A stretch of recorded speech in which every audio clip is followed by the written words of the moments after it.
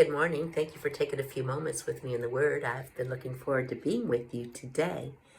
I want to talk to you about something I ministered Sunday in my own church, and I titled it First Things First. It's quite interesting if you look in the Word and see what God tells us to do first. The that there's a lot where he tells us that we move first. And I by no means have addressed everything that he said, but these are the things that he highlighted to me. First of all, in Matthew 6:33, it says, seek ye first the kingdom of God and his righteousness, and then all these things will be added unto you. And that seek ye first, it means that we require, we investigate, and we crave in the first place, the first time, above all else, the kingdom of God and his righteousness. He says, when we do that, then everything else will be multiplied to us. You know, he tells us over in James chapter 4 and verse 8, that if we draw nigh to him, he'll draw nigh to us. Now, as born again believers, yes, we live and move and have our being in him. He abides in us and we abide in him. But we all know that we're pressing in for a closer walk with God. But who makes the first move? He says, we draw nigh to him. We bring our hearts nearer to him. We draw and press into him. And it says that he will draw nigh to us. And I promise you, his steps towards us outnumber our steps towards him.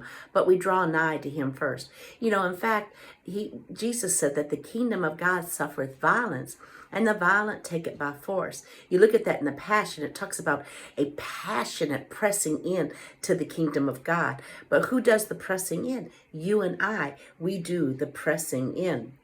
You know, he says in Luke chapter 10, verse 27, to love the Lord thy God with all thy heart, with all thy mind, and all thy strength. And you love your neighbor as yourself. But here's the thing, the first thing first.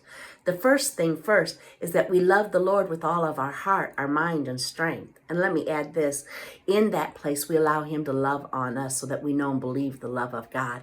It's after we spend that time with him, loving him and being loved on, that we truly learn to love ourselves, and then we can truly love others well. But we got to put first things first in order to love well.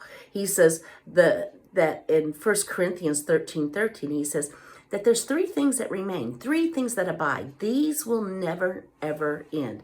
And that's faith, hope, and love. But first things first. The first thing is love. Love is the greatest of these things.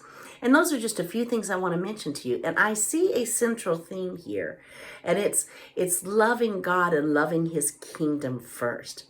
And as we love God and love his kingdom first, we draw nigh to him.